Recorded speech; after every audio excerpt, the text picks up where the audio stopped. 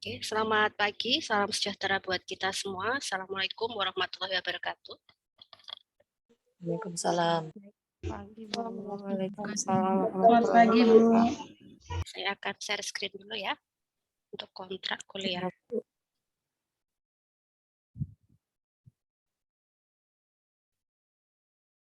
Oke. Pada kesempatan pagi hari ini, saya akan seperti jadwal yang sudah diberikan ke saya ya. Saya akan memberikan mata kuliah Clinical Educator. Semuanya sudah bergabung di Google Classroom.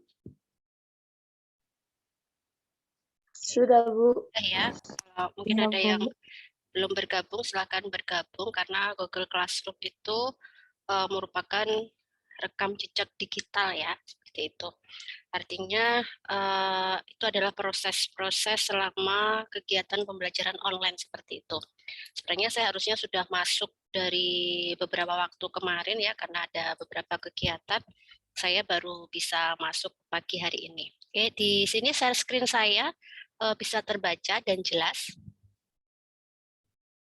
Jelas, Bu. Jelas ya? Jelas, Bisa, Bu. Bu. Baik, ini saya coba untuk sebentar. Ini adalah deskripsi mata kuliah ya. Mungkin sebelumnya pernah mendengar tentang clinical educator ya. Jadi sebenarnya ini kalau dulu kan ada peminatan ya di D4 itu, ada peminatan klinik, ada peminatan pendidik, satu lagi peminatan komunitas seperti itu. Tapi untuk yang pendidik, yang untuk sekarang itu langsung di 4 seperti itu ya. Jadi di semua ada, artinya di mata kuliah itu juga sudah dimasukkan beberapa materi-materi ya, baik yang pendidik maupun klinik maupun komunitas seperti itu. Oke. Jadi sebenarnya mata kuliah ini adalah bekal untuk menjadi seorang pendidik. Nah, di sini pendidik itu bukan berarti pendidik untuk di pendidikan saja, tapi juga di lahan nanti saat misalkan ada adik-adik kita yang praktek seperti itu. Nah, jadi kan kita juga ada peran peran bidan itu salah satu sebagai pendidik juga ya. Jadi pendidik bukan hanya di pendidikan saja, tapi memberikan pendidikan atau edukasi dimanapun dia berada. Nah, atas dasar itu, makanya kemarin clinical educator itu dimasukkan ya dalam mata kuliah baik peminatan apapun, seperti maksudnya apapun itu ya, komunitas, ya pendidik, ya klinik seperti itu. Oke. Ini adalah clinical educator. Nah, biasanya ada pelatihan clinical educator atau CA lahan ya, seperti itu. Jadi syarat menjadi CA itu sebenarnya harus ada sertifikat menjadi CA atau clinical educator. Nah, clinical educator ini apa saja sih sebenarnya? Jadi kalau di pendidikan itu dia lebih ke materinya lebih ke pembelajaran di kelas seperti itu, kemudian pembelajaran di lab dan pembelajaran di lahan. Nah, kalau pembelajaran di lahan kan tentunya harus melibatkan lahan, makanya baik yang klinik maupun komunitas maupun pendidik itu semuanya harus tahu seperti itu. Jadi kalau nanti di pendidikan dia materi. Materi itu adalah teknik-teknik memberikan materi, apa saja metodenya seperti itu. Nah, kemudian kalau di lab ya bagaimana cara membimbing mahasiswa di lab seperti itu. Jadi tidak hanya di lab, mungkin kalau di lahan juga membimbing adik-adik untuk apa, misalkan palpasi atau apa. Nah, seperti itu tuh kan dia mengimplementasikan dari labnya ke lahan praktek seperti itu. Nah, kemudian kalau di lahan praktek itu adalah cara membimbing mahasiswa mulai dari bagaimana kita memasukkan proposal ke lahan praktek seperti itu. Nah, lahan praktek di sini kan ada BBM, ada rumah sakit, ada puskesmas seperti itu. Jadi bagaimana proposal masuk, kemudian apa saja yang dilakukan oleh pembimbing. Nah, pembimbing di sini ada pembimbing lahan. Pembimbing lahan itu berarti bunda-bunda semua yang misalkan ketempatan adik-adiknya praktek seperti itu, atau yang bertanggung jawab di lahan, kemudian sama pembimbing institusi seperti itu. Oke, jadi garis besarnya seperti itu, Bunda. Seperti itu. Sebenarnya outputnya kita ada sebenarnya, ada prakteknya sebenarnya. Kalau di pendidikan prakteknya adalah micro teaching gitu. Jadi micro teaching sebenarnya Bunda itu benar-benar semua ini ada praktek untuk mengajar. Jadi mengajar kelas kecil seperti itu. Mungkin selama ini Bunda kan memberikan penyuluhan ke pasien, ke masyarakat. Nah, tapi di sini adalah mengajar di kelas seperti itu. Kemudian juga membuat outputnya dari pengajaran itu membuat RPS, rencana pembelajaran. Kemudian kalau lab kita ada SAP, ada SOP, standar operasional prosedur ya. Contohnya misalkan kita mau injeksi, SOP-nya seperti apa, seperti itu. Nah, kemudian kalau di lahan checklist seperti itu. Sebenarnya outputnya seperti itu untuk prakteknya. Tapi nanti untuk ini masih secara teori ya, teori saja. Jadi intinya adalah teori-teori tentang intinya kita memberikan edukasi seperti itu. Nah, kemudian ini adalah deskripsi mata kuliahnya, bahwa mata kuliah ini membahas tentang konsep dasar preceptorship dalam clinical teaching atau clinical educator, kemudian model pembelajaran kebidanan, pendekatan penugasan pembelajaran, konsep pembelajaran di kelas. Nah, ini tadi yang saya katakan, konsep pembelajaran di kelas. Kalau sekarang kita mungkin hanya melalui Zoom ya. Sebenarnya melalui Zoom juga bisa ya, ada diskusi, ada role play. Cuma kalau role play itu agak susah. Kalau di Zoom role play-nya berarti kita mau video, memberikan link video yang bisa ditonton. Nah, itu seperti kalau untuk bermain peran agak susah ya, karena kita hanya bisa melihat seperti itu. Kemudian pelaksanaan teaching, kemudian preceptorship dan mentoring ya di laboratorium. Jadi memonitor bagaimana peserta didik itu di laboratorium, kemudian di lahan praktik dan cara mengevaluasi pembelajaran seperti itu. Segala sesuatu pasti ada evaluasinya ya Bunda ya. Contohnya kalau pembelajaran via Zoom untuk materi kayak kuliah seperti ini kan materi ya, jadi evaluasinya adalah kayak ujian akhir semester seperti itu. Jadi kalau di laboratorium juga ada evaluasi, mungkin evaluasinya di UHAP ujian tahap seperti itu. Atau checklist ya, kita menceklis seperti itu, langkah-langkahnya sudah benar atau enggak, mengobservasi. Kemudian kalau untuk di lahan biasanya si lahan yang memberikan penilaian ya. Biasanya penilaian yang paling besar bobotnya adalah ketanggapan dan etika seperti itu. Karena kalau skill itu memang harus diasah ya, benar nggak bisa tiba-tiba langsung terampil seperti itu. Jadi yang ditekankan adalah dia lebih bagaimana cara dia bisa beradaptasi, bagaimana ketanggapan dia dan sopan santun dan etika seperti itu biasanya. Kalau di lahan itu seperti itu. Jadi meskipun dia memang skillnya masih kurang karena memang masih proses belajar ya, untuk skill itu tidak bisa langsung seperti itu. Seperti kita dulu mungkin bunda-bunda saat mungkin mengingat saat pertama kali mau megang pasien seperti itu sama yang sudah 10 tahun bekerja pasti akan berbeda seperti itu. Itu deskripsi mata kuliahnya. Kemudian pokok bahasanya di sini ada konsep belajar seperti itu. Kemudian pembelajaran praktek klinik, kemudian preceptorship, evaluasi klinik, komunikasi dan motivasi dalam bimbingan, kemudian etik legal preceptorship ya, kemudian continuity of care, kemudian bedside teaching. Nah, biasanya ini bedside teaching ini digunakan digunakan di lab sama di lahan praktek seperti itu. Jadi pembelajaran yang ada pasien, kita langsung mengobservasi pasien, kita melakukan tindakan di samping pasien seperti itu. Ada pasien di samping kita, kemudian direct observation of procedural skill ya, kemudian atau di OPS ya, DOPS, kemudian mini check, kemudian your unit preceptor dan clinical teaching. Nah, itu nanti akan dijelaskan oleh masing-masing tim pengampu ya. Kebetulan saya ini di sini adalah PJMK-nya seperti itu. Nah, kemudian tim dosen pengajarnya di sini ada saya, ada Bu Eri, ada Bu Asluryasani.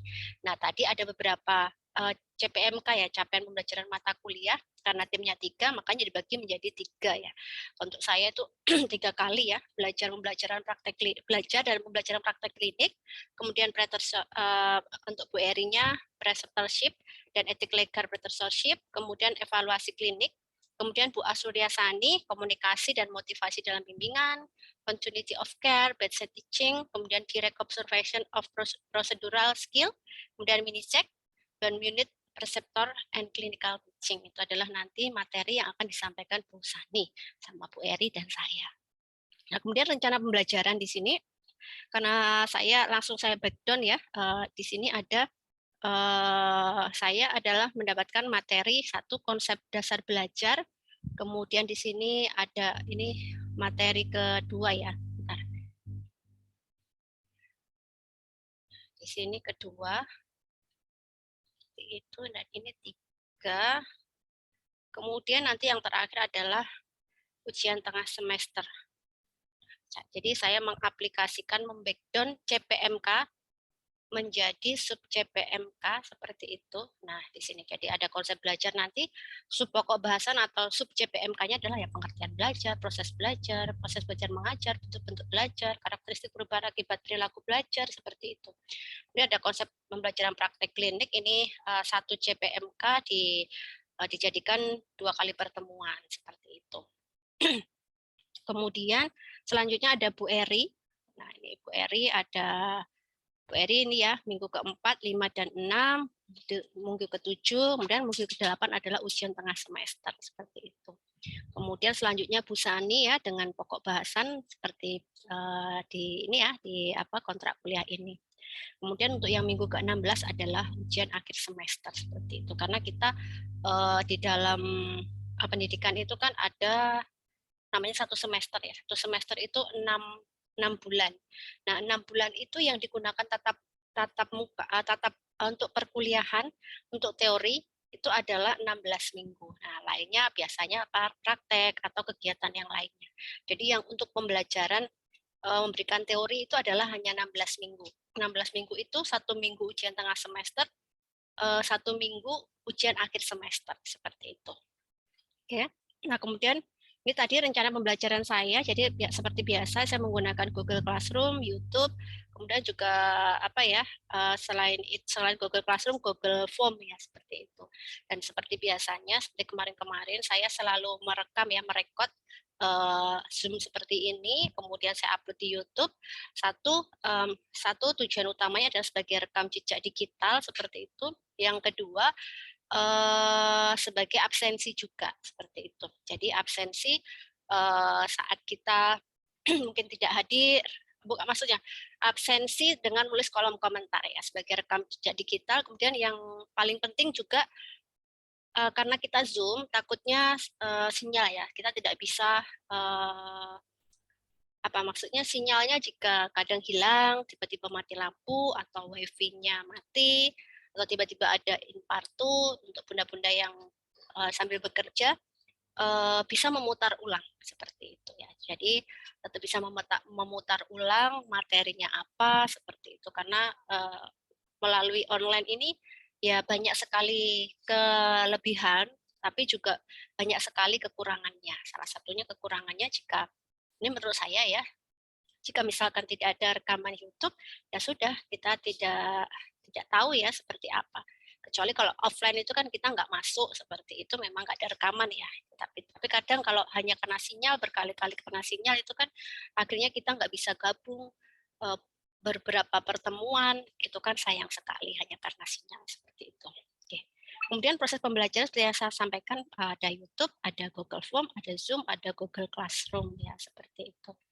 Nah, untuk saat ini adalah Zoom, kemudian yang bunda-bunda semua gabung di Google Classroom, itu tadi adalah memudahkan kita untuk rekam jejak digital juga ya, jadi memudahkan kita pertemuan 1 apa, pertemuan 2 apa, seperti itu ya. Mungkin nggak semuanya dosen menggunakan Google Classroom ya, itu kembali ke masing-masing ya, karena memang saya lebih suka untuk mendokumentasikan secara runtut seperti itu. Apa yang saya lakukan itu saya tulis seperti itu.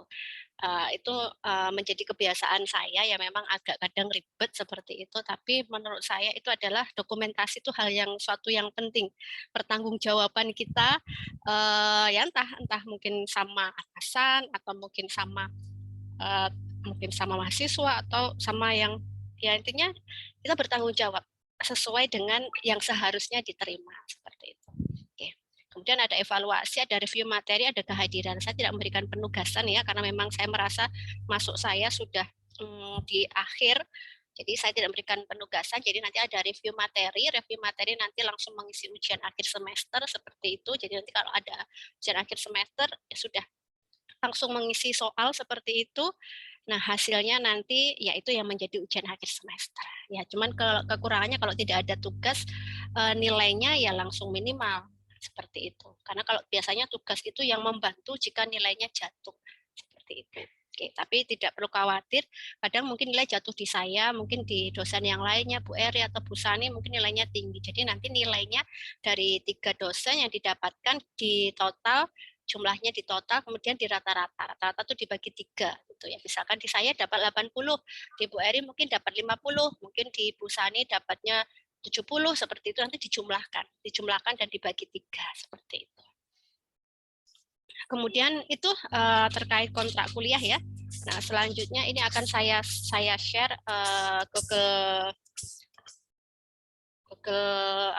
Google Classroom-nya ya.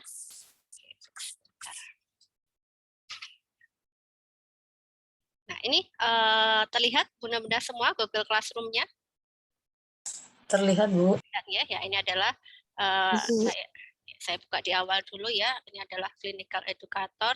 Seperti itu, bunda-bunda semua sudah bergabung di sini. Kemudian ini ada anggotanya, ada 19 ya. Seperti itu. Ini kemarin saya ikut gabung ya untuk memantau apakah bisa terlihat, bisa terbaca seperti itu. Oke. Kemudian ini tugas kelasnya. Nah, di sini ada karena sesuai dengan RPS-nya itu saya 3 kali ya. Jadi di pertemuan 1 adalah kontrak kuliah, kemudian pertemuan 2 konsep belajar, dasar belajar, kemudian pertemuan 3 belajar praktik klinik. Nah, ini rencana akan saya habiskan 1 kali. Makanya kadang kenapa ada beberapa yang memang saya belum masuk, karena kadang beberapa materi itu saya gabungkan jadi 1 seperti itu. Dan saya rasa ada beberapa materi kalau kita berikan modul itu banyak sekali ya, nggak mungkin 1 materi itu kita habiskan. Tapi karena PPT itu adalah inti ya, jadi inti dari pembelajaran. Nah, nanti kalau misalkan ada materi yang masih kurang, Bunda bisa pengembangan belajar sendiri ya, yang seperti itu ya. Jadi intinya secara prosedural inti-inti dari semua yang ada di RPS itu sudah tersampaikan seperti itu.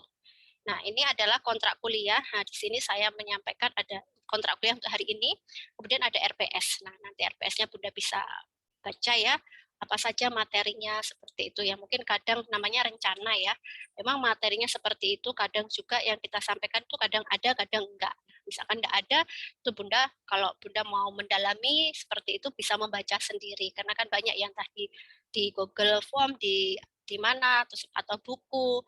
Sekarang buku-buku perpustakaan online juga banyak seperti itu. Nah, nanti Bunda bisa baca sendiri jika memang tidak ada yang materi yang di kontrak kuliah di RPS-nya ada tapi disampaikan di tatap mukanya belum ada. Tapi kalau menurut saya berusaha sesuai dengan RPS ya.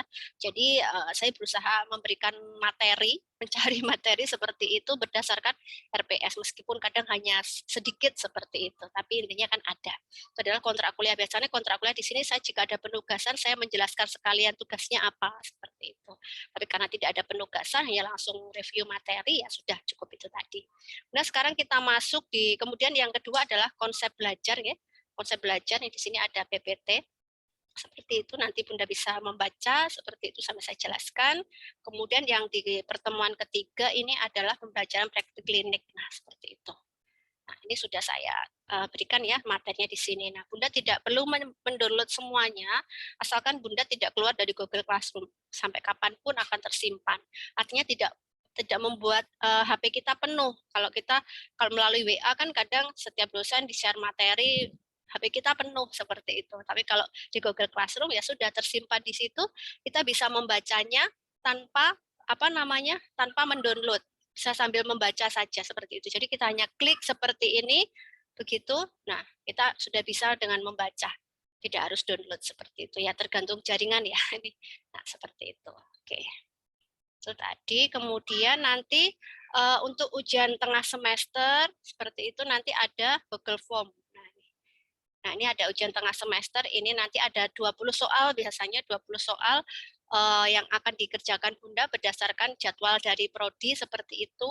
Jadi nanti jamnya juga sama seperti yang dijadwalkan dari prodi dan nanti akan otomatis tertutup linknya seperti itu. Makanya Bunda harus persiapkan di sini. Kenapa berbasis waktu? Sebenarnya namanya ujian tengah semester. Kalau kita dulu ujian tengah semester itu kan masuk kelas, diawasi seperti itu ya. dengan jarak yang jauh seperti itu, ada pengawasan ketat. Tapi kalau di Zoom kan kita nggak bisa seperti itu. Artinya apa? Ya kita hanya mengawasi ini menggunakan Google Form dengan berbasis waktu seperti itu. Oke, itu terkait kontrak kuliah. Selanjutnya saya akan share materi yang pertemuan kedua ya, yaitu tentang konsep belajar. Saya rasa Bunda di sini sudah sangat memahami ya konsep belajar. Karena selain kita sendiri belajar itu adalah sesuatu yang yang wajib ya. Setiap hari kita belajar seperti itu. Karena ada hal yang baru, kita mengetahui sesuatu yang baru dan kita mencoba beradaptasi dan itu adalah merupakan belajar. Jadi belajar untuk beradaptasi, belajar berubah, belajar menerima perubahan seperti itu. Dan juga apa namanya? Selain itu juga mungkin yang sudah punya anak seperti itu kita belajar. Apa arti belajar? Anak kita belajar tiap hari kita membimbing seperti itu.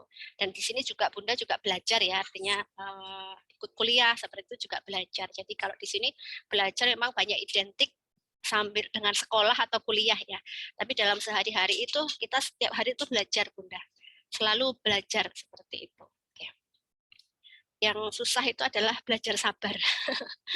Belajar sabar itu susah.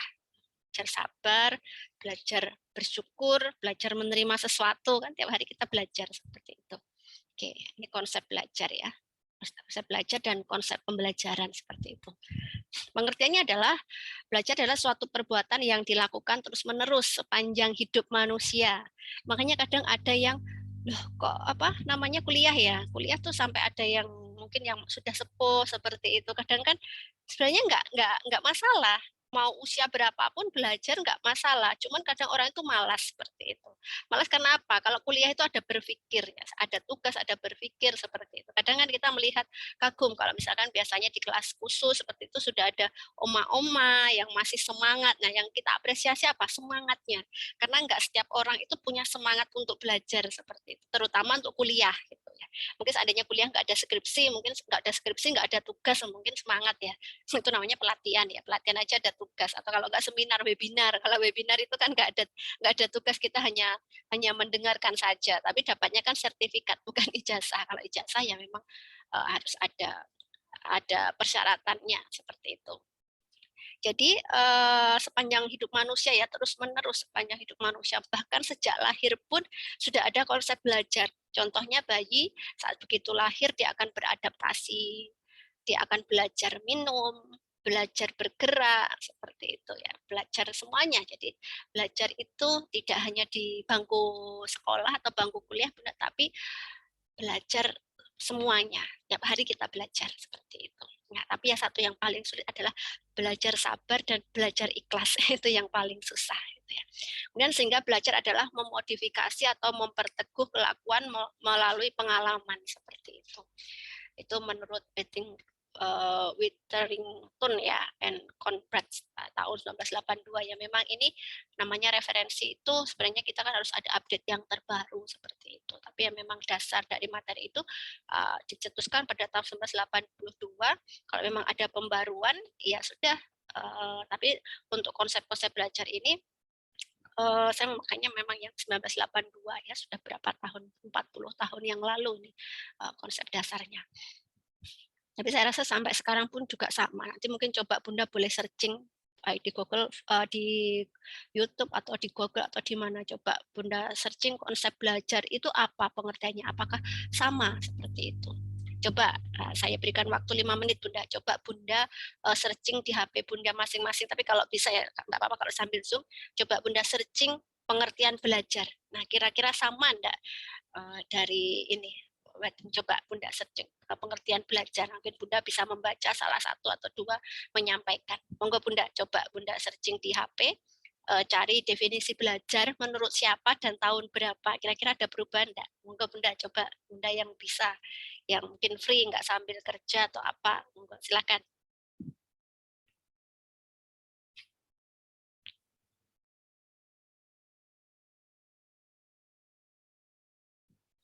Yang sudah ketemu nanti mohon dibacakan.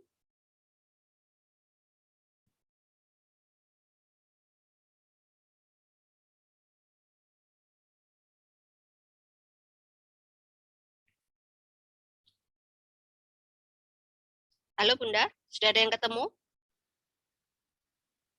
Sudah, Bu. Ya, coba Bunda Rita. Ya,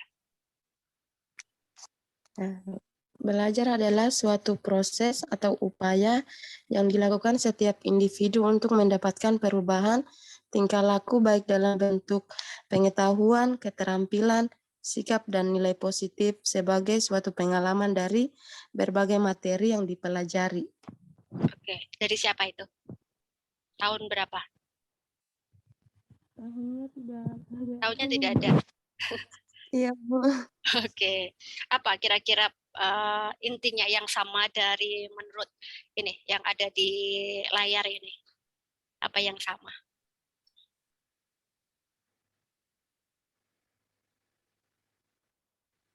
Yang samanya melalui belajar kayak pengalamannya.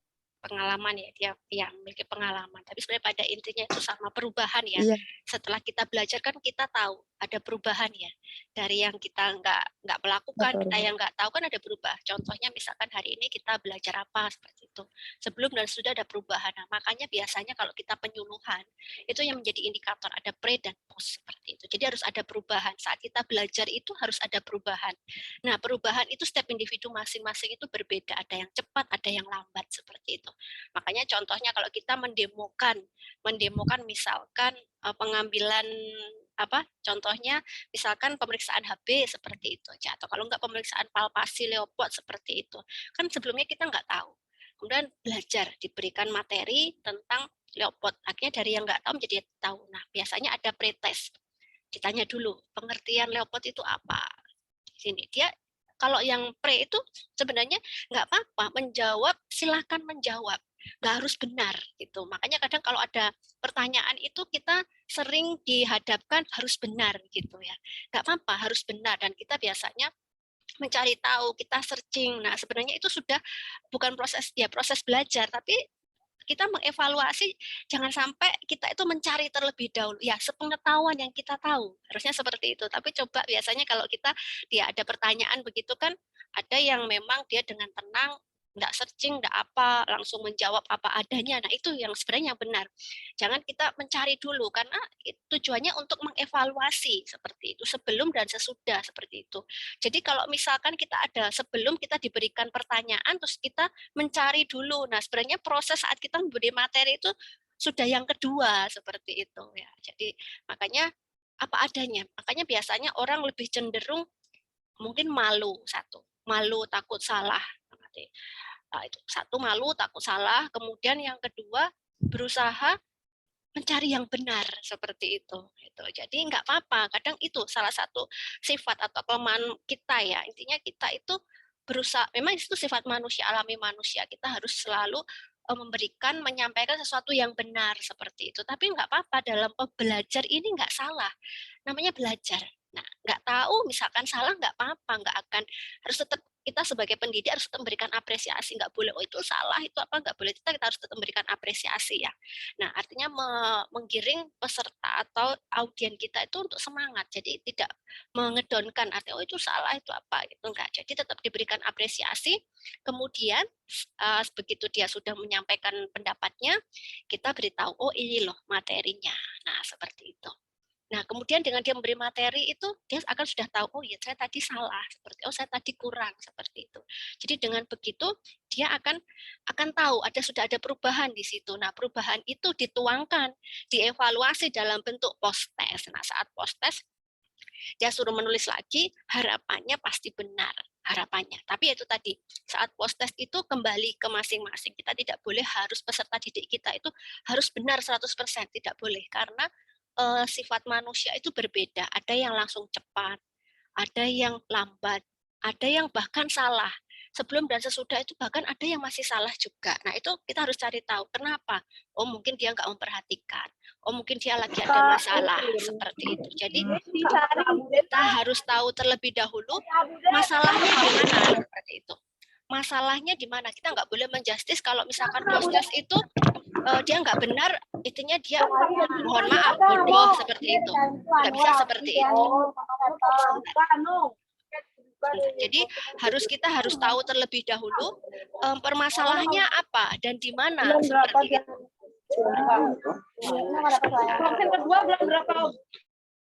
Oke, permasalahannya di mana seperti itu. Jadi apa yang membuat dia itu tidak bisa? Nah, mungkin saat itu ada masalah. Mungkin saat itu nggak memperhatikan seperti itu. Jadi masih diberikan kesempatan lagi gitu ya. Jadi itu pengertian belajar panjang sekali. Kemudian ada teori belajar. Di sini ada behavioristik, ada kognitif, ada humanistik, ada konstruktivitis seperti itu. Sebenarnya kalau kita baca itu banyak sekali ya konsep belajar ini nggak bisa sebenarnya satu kali pertemuan seperti itu banyak. Tapi intinya seperti ini. Coba nanti kalau Bunda mau searching lagi, searching yang paling mudah sekarang kan searching. Kalau dulu kan kita mesti nggak punya buku, harus beli buku kemana seperti itu. Kalau sekarang dengan HP sudah kita bisa genggam. Teori belajar apakah hanya 4 ini? Coba kalau Bunda mau searching teori belajar akan muncul banyak. Nah, seperti itu.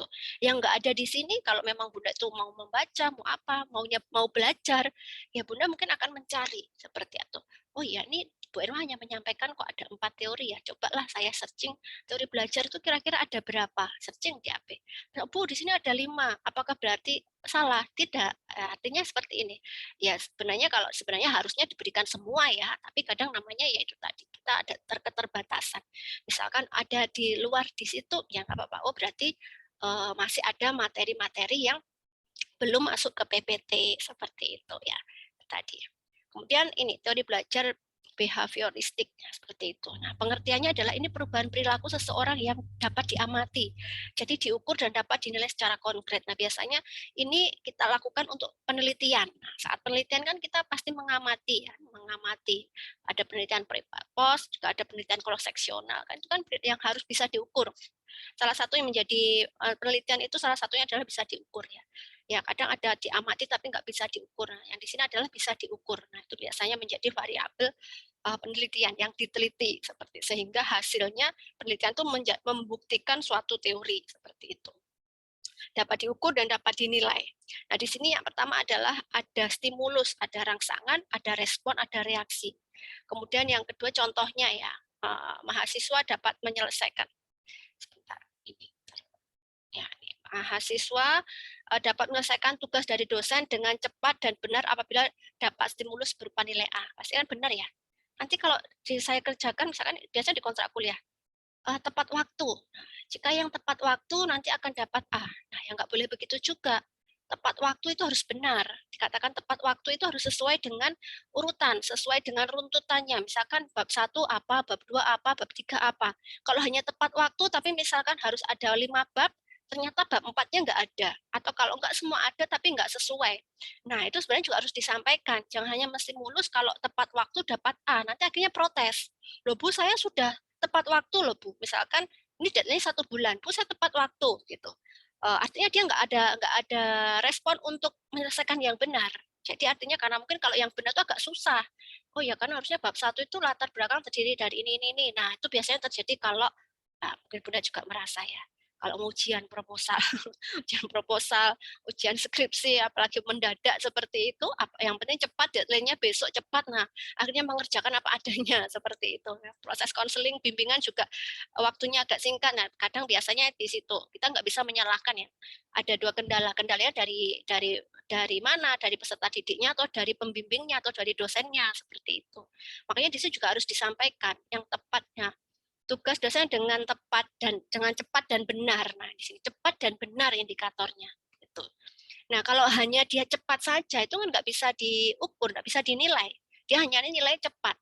Nah, benar apa enggak itu? Nah, kalau cepat enggak benar ya kasihan yang sudah lambat, tapi dia benar. Nah, kadang kita bingung kalau kita enggak ada kontrak kuliah. Makanya kadang memberikan penilaian tuh setiap saya mau pengalaman saya menjadi dosen itu yang paling saya kurang suka, bukan kurang suka ya, itu artinya saat memberikan penilaian seperti itu. Kadang begini, kadang dia kita nggak tahu ya, misalkan mengisi Google Classroom seperti itu, sudah diberikan waktu 1 jam gitu, dia terlambat seperti itu. Kemudian ada tugas, tapi dia tugasnya itu bagus semuanya, tapi dia nggak ikut ujian akhir semester seperti itu. Terus ada juga yang nggak mengumpulkan tugas, tapi ujian akhir semesternya bagus, nilainya tinggi seperti itu. Terus kemudian ada yang nggak dua-duanya, ya tugas nggak ngumpulkan, Google Classroom juga nggak ngumpulkan, otomatis memang sudah ya nggak ada nilai ya. Terus ada lagi juga yang tugasnya juga mengumpulkan, tapi juga salah. Kemudian dua juga ikut ikut menyelesaikan tugas Google Form itu juga mengikuti, tapi nilainya minimal seperti itu. Nah, makanya kadang kita olah nilai seperti itu. Udah ketemu kayak gitu bingung. Padahal biasanya kalau kita share nilai itu biasanya akan menimbulkan suatu suatu pertanyaan. Bu, saya kemarin hadir terus kok nilai saya ini loh, Bu, tugas saya. Dia akan lebih melihat ke temannya seperti itu. Tapi di awal biasanya mesti dikatakan ya ada pembobotan ya, ada UTS berapa persen, UAS berapa persen, dan biasanya nilai kalau kita berikan nilai apa adanya itu nilainya biasanya banyak yang nggak lulus, Bunda. Jadi nilai yang kita berikan itu adalah nilai yang sudah dikatrol seperti itu. Artinya kalau saya pribadi saya mengatrol misalkan nilai yang jatuh, saya katrol, saya tidak hanya yang jatuh saja, tapi yang nilainya sudah bagus itu juga saya tambahkan biar adil. Misalkan oh untuk nilainya jatuh, kalau dulu kan harusnya ada remedi. Remedi kalau tetap jatuh ikut SP. Kalau sekarang kan nggak ada untuk mempercepat. Remedi pun juga nggak ada, langsung nilai final. Nah itu biasanya langsung misalkan saya katrol misalkan nilai minimal di sini lulus dia kan nilainya B ya, 65 sampai 69 ya, seperti itu ya. Harusnya BC ya, tapi kita nggak boleh ada BC. Berarti nilai yang ada di KRS itu adalah B. B itu sebenarnya nilainya sangat kecil, 65 sampai 69. Nah, kalau misalkan dapat nilainya 60, sebenarnya kan nggak lulus dia. Nah, kita ngatrolnya berapa? Supaya jadi 65, 5 poin. Nah, biasanya itu semua saya tambahkan 5 begitu. Jadi yang dapat nilai A pun ya saya tambahkan 5, tapi kalau nilainya A dia udah dapat 100 ya nanti takutnya 105. Kan dia sudah memenuhi lulus ya. Jadi dia sudah memenuhi syarat lulus untuk nilai A karena di transkrip itu kan tidak melihat angkanya, tapi langsung nilai hurufnya. Kalau A itu nilai mutunya 4. Kalau AB itu 3,5, kalau B itu 3, BC itu 2,5, C itu 2, D itu 1, E 0. Nah, rentang nilai angkanya A itu 75 sampai 100. Ya memang itu. Kadang kadang ada yang tanya, Bu, A itu kok 75 sampai 100 ya? 75 kok sudah dapat A. Sedangkan dulu itu saat kita kuliah nilai A itu susah sekali, Bu, sulit sekali. Hampir jarang dosen itu memberikan nilai A ya, seperti itu. Dan nilai A itu sebenarnya 80. Ya memang kita punya standar ya. Artinya apa? Satu, sekarang itu ya, UKOM, kemudian pekerjaan-pekerjaan yang lain itu mensyaratkan nilai IPK itu harus 3 seperti itu. Kalau kita benar-benar murni seperti itu, nilainya itu susah, sulit kayak gitu ya. Jadi intinya kita juga ada kemudahan, diberikan kemudahan seperti itu. Jadi kita turunkan grade-nya seperti itu. Jadi 75 itu sudah A. Kemudian AB 70 sampai 74. Jadi biasanya kalau yang sudah A ya sudah. Kalau biasanya saya kalau yang sudah AB itu untuk dari BC ke B, kemudian dari B ke AB itu yang ada sama. Kalau misalkan saya tambahkan 5, semua saya tambahkan 5 seperti itu. Makanya itu namanya subjek. Sebenarnya kembali ke dosen masing-masing ya. Ada yang seperti ini, ada yang seperti ini. Makanya kita lihat. Makanya ada di layar screen gitu. Kadang kalau misalkan ini kok dia nilainya kurang, kadang saya buka lagi apa namanya rekaman Zoom seperti itu atau pas saat dokumentasi bersama sekali dua kali kalau misalkan ini nggak ada saat Zoom seperti itu, tapi di absensi ada. Makanya pentingnya absen seperti itu Bunda untuk menentukan supaya mendapatkan adil dan merata itu tadi seperti itu ya. Oke, tapi itu kembali ya ke masing-masing penilaian itu kadang jangan menggunakan unsur subjektivitas. Kalau saya tidak kadang memberikan penilaian itu tidak melihat nama seperti itu. Jadi langsung nilainya siapa. Kalau nama itu kadang oh kita kenal kayak gitu. Kalau saya seperti itu. Jadi tidak melihat nama, hasilnya berapa, berapa kan di Google Classroom ada ya. Yang penting makanya saya biasa menyebutkan nomor absen dan nomor NIM. Yang saya lihat adalah nomor NIM-nya seperti itu. Makanya penulisan nomor NIM itu sangat penting karena saya tidak melihat nama seperti itu karena takutnya akan muncul subjektivitasnya sangat tinggi seperti itu. Oke ya. Itu. Kemudian selanjutnya begitu juga dengan hadiah-hadiah hukuman dan faktor penguatan. Jadi artinya misalkan kalau terlambat enggak ya sudah kita kontrak kuliah. Kalau terlambat kita nilainya AB gitu ya. Sudah berarti kalau dia terlambat ya sudah dia dengan nilai AB dia nggak akan protes atau kalau nggak ada kesepakatan. Jadi kesepakatan itu intinya ya kita sama-sama sepakat. Kalau nggak ada kontrak kuliah tuh biasanya banyak protes. Oh ini kok gini seperti itu ya. Oke. Kemudian selanjutnya ciri-ciri teori behavioristik ya, itu bersifat mekanistis, menekankan penanganan lingkungan, menekankan pentingnya latihan, mementingkan mekanisme hasil belajar. Nah, kemudian di sini ya ada beberapa pendapat ya menurut ahli ya, behavioristik menurut ahli itu ada Thorndike, ada Clark, ada Evans, ada Watson, ada Skinner, ada Edwin, ada Albert Bandura ya, banyak sekali ya menurut ahli. Nah, di sini apakah sama? Tentunya mesti berbeda ya. Menurut Thorndike itu seperti apa, Watson seperti apa. Nah, dari semua pengertian yang mungkin berbeda itu pasti ada kesamaan. Nah, itu yang menjadi kita kunci ya, karena kita tuh nggak bisa menghafalkan. Apalagi di usia yang sudah 30 ke atas, 40 ke atas, itu nggak bisa menghafalkan. Nah, itu kita harus memahami. Memahami sebenarnya intinya apa. Nah, jadi kita kalau misalkan ditanya pengertian itu nggak harus saklek. Urutan kata-katanya harus sama dengan definisi yang kita baca, nggak harus. Kita bisa ini, definisi menurut kita saja apa. Menurut bahasa kita yang penting kita pegang kuncinya itu sudah benar seperti itu. Makanya kalau misalkan sekarang ada ujian yang jawabannya ditulis tangan dengan panjang itu mungkin pusing Bunda ya, karena persepsi seseorang mendefinisikan berbeda, intinya apa gitu. Makanya lebih paling enak adalah multiple choice ya, pilihan ganda ABC atau ya dan ya benar itu saja. Oke. Kemudian selanjutnya, teori behavioristik cenderung mengarahkan peserta didik untuk berpikir linear, konvergen, tidak kreatif dan tidak produktif. Jadi dia hanya berpikir aja, nggak ada kreativitasnya. Dan dia nggak produktif, nggak menghasilkan sesuatu. Gitu. Karena dari pemikiran ya sudah kita hanya mengobservasi saja. Hanya untuk berpikir linear itu ya apa adanya seperti itu, searah kayak gitu. Jadi nggak ada kreatif, oh seperti ini nggak, dia hanya berpikir gitu aja. Dan pandangan teori ini bahwa belajar merupakan proses pembentukan atau shaping, yaitu membawa peserta didik menuju atau mencapai target tertentu, sehingga menjadikan peserta didik tidak bebas berkreasi dan berimajinasi. Jadi adanya ada targetnya itu. Karena apa? Karena dia mengejar ada target, ya dia lurus-lurus aja gitu. Nggak ada kreativitas. Karena kalau dia ada kreativitas, artinya nanti nggak sesuai target. Karena di depan sudah ada target seperti itu.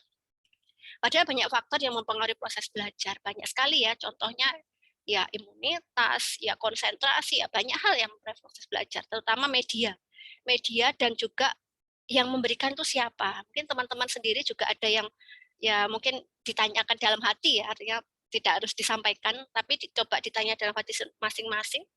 Dari semua dosen yang ada di IKA Strada, mungkin ada yang menarik dalam menyampaikan materi, ada yang kurang menarik, nah ada yang oh saya kalau dijelaskan sama Bu ini tuh bisa langsung paham. Oh kalau saya dijelaskan Bu ini tuh kurang paham seperti itu. Nah itu tapi tidak bisa karena itu hanya subjektivitas. Setiap orang tuh berbeda. Ada yang suka Zoom, ada suka yang lebih dia dipaham kalau di PPT dengan membaca seperti ini ngantuk gitu. Ada yang saya tuh lebih paham kalau diputarkan video. Saya tuh lebih paham kalau ada gambar-gambar yang menarik di PPT seperti itu. Saya akan lebih paham jika ada gambar-gambar. Nah, itu. Karena kalau misalkan dia pahamnya lebih dengan video, ada dosen yang tidak memberikan media dengan video, dia nggak paham, ya bukan berarti dosennya yang tidak ini. Ya memang dia tidak bisa memahami dengan metode yang monoton seperti itu. Makanya tidak bisa menjustis, artinya harus ada ini rata. Artinya rata itu rata-rata. Apakah hanya satu saja? Kalau hanya satu mungkin yang bermasalah di situ. Tapi kalau satu sekelas rata-rata hampir semuanya, nah itu mungkin yang salah cara memberikan materinya seperti itu. Dan kemudian bagaimana membangkitkan peserta didik itu supaya aktif, apalagi kalau di Zoom ini benar-benar nggak bisa mengevaluasi ya Bunda. Saya nggak tahu Bunda ini gabung terus kemudian apakah Bunda standby mendengarkan atau mungkin Bunda tiba-tiba mungkin Zoom-nya aja namanya ini terus kemudian Bunda kalau mungkin masih di rumah sambil mendengar sama pasien ya, takutnya Zoom-nya ada terus nggak tahu, Bunda mungkin sambil belanja, belanja ke tetangga sebelah ditinggal seperti itu. Nah, kita nggak tahu karena sebenarnya kalau SOP-nya itu adalah dengan Zoom ini adalah open kamera. Makanya kalau ikut pelatihan kemarin saya pelatihan 3 hari yang namanya pelatihan harus dapat sertifikat itu tidak boleh. Jadi nggak ada absensi Bunda. Absensinya adalah dia open kamera. Jadi mungkin nggak tahu pakai aplikasi tertentu atau bagaimana yang kehadirannya itu kalau open kameranya kurang dari 80% dia tidak lulus dan dia tidak akan mendapat sertifikat. Jadi kayak kemarin pelatihan 3 hari itu sangat menyiksa, ya nggak bisa kemana-mana Bunda. Jadi harus di depan Zoom. Kalau mau ke belakang itu izin seperti itu ya. Dan kalau ada kendala jaringan juga izin. Dan ada satu lagi ya meskipun ya namanya peserta tetap masih ada yang open kamera. Itu diacak Bunda, ditanya satu persatu seperti itu. Ditanya, dipanggil satu-satu, kemudian suruh membaca, kayak gitu. Jadi intinya nggak tampil di PPT seperti ini nggak ditampilkan, langsung sebelumnya diberikan materi, ayo coba baca PPT misalkan panduan nomor ini silakan langsung dipanggil, Bu ini siapa? Jadi kayaknya stres banget selama 3 hari karena kalau kita lengah sedikit saja kita nggak mengikuti, kita akan tahu seperti itu. Sebenarnya juga ada metode, tapi kalau kita digitukan, waduh, ya ini ya makanya kembali ke masing-masing ya. Intinya apa? Kadang kalau lanjutan itu kan kadang intinya Bu karena untuk ijazah seperti itu ya meskipun untuk ijazah ilmu itu kan tetap berguna, tetap penting seperti itu ya. Jadi begitu ya. Jadi pandangan teori ini belajar melalui proses pembentukan atau shaping, yaitu membuat peserta didik menuju atau mencapai target tertentu sehingga menjadikan tadi tidak bebas berkreasi ya. Jadi tadi faktor yang mempengaruhi proses belajar. Kalau Zoom itu banyak sekali. Kalau misalkan di kelas kan bisa terlihat ya, terpantau. Mau pegang HP, mau dia itu nggak memperhatikan, mau tulis menulis itu akan terlihat. Nah kalau di Zoom kan nggak terlihat seperti itu. Sambil mendengarkan sambil ngapa-ngapain. Nah, tapi itu sebenarnya juga saya berbicara begitu saya juga mengalami kadang kalau diajak rapat seperti itu. Apalagi rapat pakai Zoom itu kadang ya pakai daster, kadang sambil sambil makan, sambil apa gitu. Sebenarnya yang penting kalau saya menurut saya itu proses saya tidak, tapi yang penting outputnya, hasil evaluasinya dia bisa itu aja. Menurut saya cukup karena itu yang penting.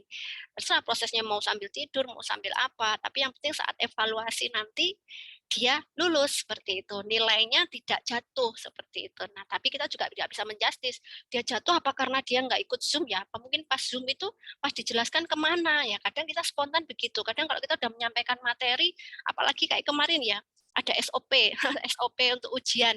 Ada beberapa kalau kita sudah, oh dia sudah sesuai, misalkan UP, ujian berapa, oh ini sudah bisa memahami SOP-nya, kemudian dia menggunakan PPT pakai bahasa Inggris, apa-apa, kayak gitu, oh berarti dia sudah membaca. Tapi ada beberapa juga yang membuat grupnya masih salah, runtutannya apa, nah kita nggak tahu, ini sudah membaca SOP atau belum seperti itu. Jadi sebenarnya kita dengan outputnya sudah bisa melihat. Artinya tapi kita nggak boleh menjustis kalau dia itu misalnya nggak sesuai dengan SOP, dia nggak satu karena apa? Apa karena memang dia nggak belajar atau memang dia nggak memperhatikan seperti itu ya. Ada yang seperti itu. Nah kelemahannya di Zoom itu seperti itu, bunda-bunda semua. Banyak itu apa namanya jangan kan materi. Bisa kalau mau ujian ya, misalnya kita udah share apa itu juga masih Bu masih bertanya seperti itu. Ya nggak apa-apa, memang bertanya itu hak, suatu hak ya. Seperti itu masih banyak bertanya. Artinya berarti ketinggalan informasi atau apa. Nah mungkin bunda-bunda selama ini juga sama temannya yang di WA group juga pasti merasakan. Pasti kan ya kalau terakhir udah kan kemarin udah di-share, apa nggak dibaca kan begitu biasanya seperti itu. Oke ya. Oke. Kemudian selanjutnya teori pembelajaran kognitif. Pengertian teori belajar kognitif yaitu pembelajaran yang lebih menekankan pada pengetahuan dan pengalaman yang dimiliki peserta didik. Jadi dia berdasarkan pengalamannya, yang dia tahu dan pengalamannya apa seperti itu. Dia kalau dia punya pengalaman, dia akan lebih bisa memahami. Contohnya begini, sama adik-adik reguler yang baru lulus sama bunda yang sudah lulus. Seperti ini begitu diberikan teori asuhan kehamilan akan lebih cepat memahami. Sama yang dari SMA belum pernah. Nah, itu perbedaannya. Makanya kalau kita mengajar di kelas khusus itu berbeda dengan kelas reguler Bunda. Karena pada dasarnya Bunda ini pakainya teori belajar kognitif karena sudah ada pengalaman sebelumnya seperti itu. Apalagi kalau skill, keterampilan seperti itu akan lebih mudah gitu. Dia akan lebih mudah cepat menerima seperti itu. Bahkan bisa langsung kritis. Bu kok nggak sama seperti itu karena dia bisa membandingkan antara yang dialami dulu sama sekarang. Kalau sama, oh ya sudah sama. Tapi begitu ada yang beda, dia langsung kritis. Makanya biasanya seseorang yang diberikan pertama kali materi itu kalau untuk bertanya itu jarang. Karena dia konsepnya apa? Masih mencerna, masih memahami. Belum tahu apa yang mau ditanyakan itu belum tahu. Tapi begitu dia sudah praktek, pasti akan banyak pertanyaan. Contohnya saja kalau misalkan ada bimbingan skripsi, bab 1, bab 2 disampaikan di Zoom seperti itu. Pasti masih iya, paham begitu. Tapi coba kalau dia sudah turun membuat latar 1, bab 1, bingung. Nah, bingung kan nggak hanya berhenti di situ, pasti kan bertanya, ini seperti apa, seperti apa. Nah, itu. Jadi yang benar seharusnya adalah teori langsung diaplikasikan, seperti itu. Oke. Nah, kemudian dari pembelajaran kognitif menurut Piaget ya. Menurut Piaget, individu berkembang menuju kedewasaan, maka ia akan mengalami adaptasi dengan lingkungannya yang akan menyebabkan ada perubahan kualitatif dalam struktur kognitifnya. Jadi akan ada perubahan kalau dia berdasarkan pengalaman. Kalau misalnya nggak sesuai, dia akan langsung menyampaikan, bu kok nggak sesuai gitu. Kenapa? Kalau saya dulu begini, seperti itu. Nah, seperti itu kita menjawabnya seperti apa? Oke, kalau dulu pakai tahun berapa? Kalau sekarang tahun berapa? Ada pembaruan tidak? Seperti itu. Nah, proses belajar berlangsung dalam 3 tahapan, yaitu asimilasi, akomodasi, dan ekuilibrasi. Seperti itu. Nah, ini kalau kemudian teori belajar kognitif Barner. Teori Barner dikenal free discovery learning, yang menyatakan bahwa proses belajar akan berjalan dengan baik jika pendidik memberikan kesempatan kepada peserta didiknya untuk menemukan suatu konsep, teori, aturan, atau penambahan melalui contoh-contoh yang dijumpai dalam kehidupannya. Jadi dia setelah diberikan teori itu, dia diberikan kesempatan untuk mengungkapkan. Jadi bukan mengungkap apa yang sudah dapat, tidak. Tapi dari ini punya pengalaman nggak yang seperti ini gitu. Kalau dia menjawab, oh ya saya punya pengalaman, berarti dia satu poin, dia menangkap, dia memahami, karena dia bisa dari teori itu membaca, dia memahami dan mengaplikasikan ke pengalamannya, dia lebih paham seperti itu. Kecuali kalau baca aja bingung, apalagi mengaplikasikan ke pengalaman seperti itu. Karena pengalaman sesuatu yang sudah kita punya itu selalu terekam di memori otak kita ya Bunda. Ya meskipun itu hanya sedikit seperti itu, tapi itu begitu kita terima lagi, kita akan ingat. Contohnya kalau kita pernah kenal seseorang, kita ketemu di jalan gitu. Pasti kita akan ada kayak saya kok kayak pernah ketemu ya, benar apa enggak ya, kalau mau nyapa takut ya, ya kalau benar kalau enggak. Bunda pernah ya kayak gitu. Mungkin kalau seseorang di jalan ketemu satu seret gitu ya, oh kayaknya kok saya pernah pernah ketemu ya di mana ya. Tapi kalau kita ingat tapi nggak ketemu ya sudahlah kayak gitu ya. Apalagi kalau kadang ya tiba-tiba kita mencoba, bukan sok kenal sok dekat, bu apa ibu ini yang dari sana ya, oh iya gitu ya, oh iya berarti pas. Nah pas kita memberanikan, bu apa ini mungkin Bu Siti atau apa dari sana, mohon maaf bukan ya, kita kan malu ya, artinya begitu. Saya dulu pernah juga ya, tiba-tiba kenal, mbak mbak ini apa yang dari ini ya kayak gitu, oh maaf bu bukan, oh ya sudah maaf kayak gitu. Nah kita kayak gitu ya boleh aja ya, kita ada malu ada enggak gitu. Tapi kalau pas kita benar, oh iya ya sudah langsung disambut, oh iya bu langsung, udah langsung itu. Oh, pas bu apa ini bu ini ya gitu ya. Kemudian dia oh iya benar, oh, sudah pasti panjang ceritanya kan begitu. Kemudian selanjutnya teori belajar kognitif Ausubel ya. Dalam teori ini teori belajar dimaknai sebagai belajar bermakna. Jadi pembelajaran bermakna itu suatu proses mengaitkan informasi baru pada konsep-konsep relevan yang terdapat dalam struktur kognitif seseorang. Seperti itu. Jadi ada makna. Nah, ada makna yang didapatkan. Kemudian kelebihan dan kekurangan teori pembelajaran kognitif. Kelebihannya adalah dapat meningkatkan kemampuan peserta didik untuk memecahkan suatu masalah. Dapat meningkatkan motivasi, membantu peserta didik untuk memahami bahan belajar dengan lebih mudah. Kekurangannya, keberhasilan pembelajaran didasarkan pada kemampuan peserta didik. Jadi berdasarkan kemampuan dia, karena berdasarkan pengalaman dia. Pendidik dituntut mengikuti keaktifan peserta didiknya. Fasilitas harus mendukung. Nah, kemudian salah satu yang menjadi variabel ada kalau pengalamannya itu salah. Makanya ini, informasi ya, berkaitan dengan informasi. Saat informasi yang kita terima salah, terus kita menyampaikan ke seseorang, itu bahaya, karena yang kita sampaikan salah.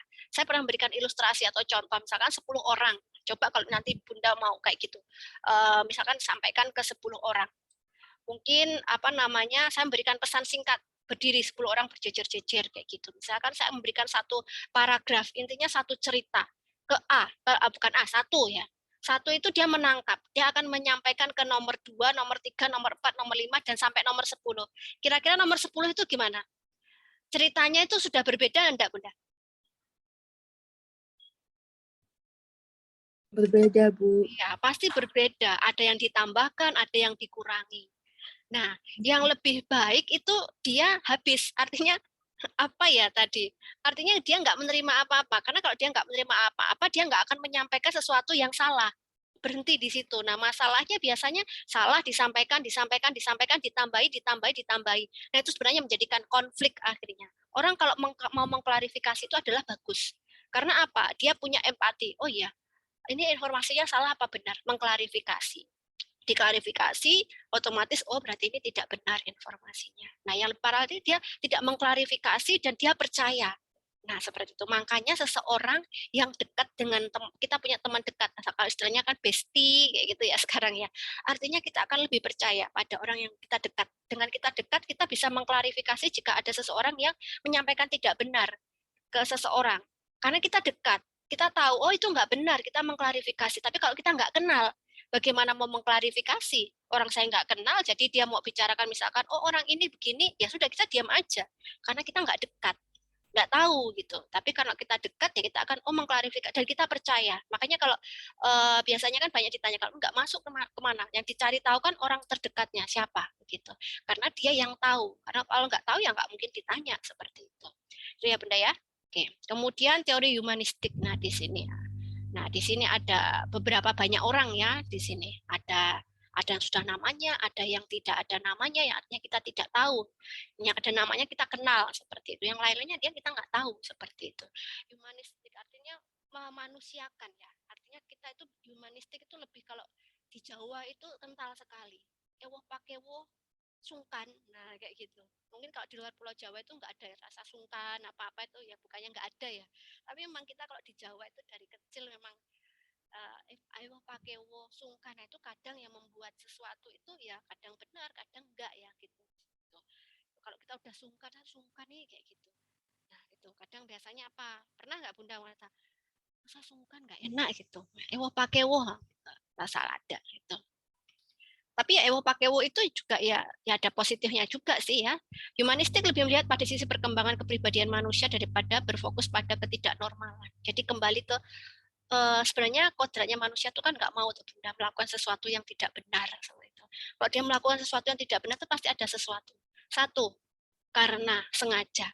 Atau satu, karena sesuatu keadaan yang dia itu sebenarnya tidak ingin melakukan, tapi terpaksa. Makanya kalau kita berbicara, kalau misalkan hukum, kalau ada, ini kita berbicara sedikit memberikan ilustrasi ya, ada penjahat atau mungkin pembunuhan ya misalkan, pembunuhan misalkan berencana, pembunuhan direncanakan itu dia hukumannya lebih tinggi.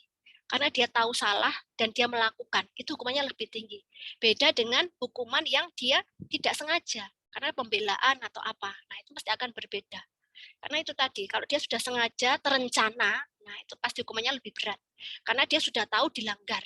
Kecuali kalau sebenarnya itu tadi karena keterpaksaan, karena sesuatu yang membuat dia melakukan sesuatu.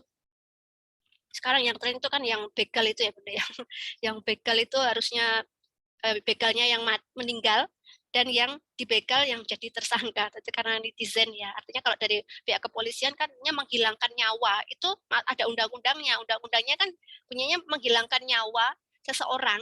Nah, itu akan dipidana kan sesuai dengan aturan undang-undang memang betul. Tapi humanismenya mosok toh nek begal itu maksudnya yang dibegal itu menyelamatkan diri intinya meninggal kok dihukum dengan seperti itu. Nah, gitu. Makanya kadang kalau undang-undang aturan itu nggak bisa yuk kalau dikaitkan dengan humanistik itu kadang nggak rasional, Bunda. Karena apa? Hukum itu iya dan tidak, yes or no. Gitu. Nggak ada ini karena gitu. Makanya kadang di situ intinya kita nggak terima loh. Kalau misalkan yang dibegal itu yang mati yang dibegal gimana kalau ini yang kebalikannya seperti itu kan humanismenya itu adalah humanisme tapi secara hukum definisinya menghilangkan nyawa seseorang itu tetap dihukum ya meskipun yang nyawanya hilang itu adalah yang di apa begalnya seperti itu makanya di situ ada mungkin ada kebijakan itu ranahnya hukum dan pengacara gitu Bunda seperti itu ya mungkin karena itu tadi kemarin sempat tren ya kasus-kasus seperti itu. Nah, kemudian pendekatan ini melihat kejadian setelah sakit tersebut sembuh, yaitu bagaimana manusia membangun dirinya untuk melakukan hal-hal yang positif.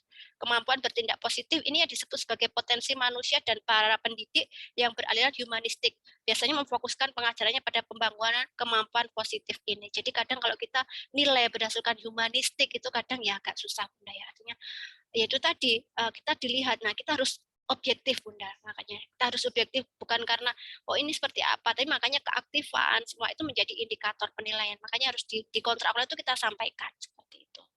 Kemudian pandangan kolaborasi mengenai belajar ya, pandangan Kolb ya mengenai belajar yang teorinya terkenal dengan belajar 4 tahap ya, ada 4 tahap. Tahap pengalaman konkret, tahap pengamatan aktif dan reflektif, tahap konseptualisasi dan tahap eksperimentasi aktif. Teori konstruktivitis yaitu teori ini percaya bahwa individu mampu mencari sendiri masalah. Ya, bukan mencari sendiri masalah yang ada itu kita cari. Menyusun sendiri pengetahuannya melalui kemampuan berpikir dan tantangan yang dihadapinya. Menyelesaikan dan membuat konsep mengenai keseluruhan pengalaman realistik dan teori dalam suatu pengetahuan utuh.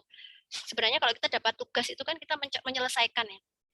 Itu kan sebenarnya juga ada masalah. Tugas itu bukan berarti masalah ya. Artinya sesuatu pekerjaan yang harus diselesaikan. Saat kita menyelesaikan, kita mencari sesuatu. Nah, saat kita menyelesaikan, ya itu sudah tugas kita sudah selesai seperti itu. Jadi berdasarkan pengetahuan, berpikir kan kita mengerjakan tugas itu kan nggak hanya kita mencari kopas itu atau kopas atau mungkin apa kan nggak ada tahapan berpikir kan berdasarkan pengetahuan, berdasarkan pemahaman yang didapatkan. Kemudian tokoh dalam teori konstruktivisme yaitu ada John Dewey bahwa belajar bergantung pada pengalaman dan minat seseorang dan topik dalam kurikulum harus saling terintegrasi, bukan terpisah atau tidak mempunyai kaitan satu sama lain. Makanya setiap kurikulum itu ada keterkaitannya, Bunda. Kalau kesehatan tuh nggak hanya kesehatan saja yang diajarkan, tapi juga ada agama, ada bahasa Indonesia, ada materi-materi lainnya yang saling berkaitan. Kemudian belajar bersifat aktif, langsung terlibat, berpusat pada siswa. Nah, kalau seperti ini pusatnya saya, bukan student center learning ya Bunda ya, tapi adalah pendidik saya pusatnya, karena saya yang memberikan materi. Sebenarnya teori seperti yang harusnya yang bagus adalah student center learning. Jadi mahasiswa yang aktif seperti presentasi atau apa. Cuman kadang kalau Zoom ini agak susah kalau mahasiswa suruh aktif. Kadang kita ada beberapa ya 1-2 kita lama seperti itu ya. Jadi kalau pakai Zoom itu susah kalau student center learning-nya harus aktif ya. Jadi dosennya yang aktif gitu ya. Oke. Kemudian Jen Piaget ya seperti itu bahwa pengetahuan yang diperoleh seseorang anak merupakan hasil dari konstruksi pengetahuan awal yang telah dimiliki dengan pengetahuan yang baru diperolehnya, yaitu melalui 2 cara ya. Asimilasi yaitu integrasi, konsep merupakan tambahan atau penyempurnaan dari konsep awal yang dimiliki. Jadi dia menggabungkan asimilasi dari yang sudah didapatkan sama yang belum. Kemudian akomodasi, terbentuknya konsep baru pada individu karena konsep ada yang tidak punya dengan pengalaman yang diperoleh. Jadi dia tidak punya pengalaman, nggak ada. Artinya dia sesuatu yang baru. Makanya kadang dimatrikulasi Bunda. Kalau kita lanjut biasanya di S2 atau di 4, biasanya lanjut S2 ya, itu ada matrikulasi. Matrikulasi itu karena apa? Karena dia berbagai latar belakangnya berbeda.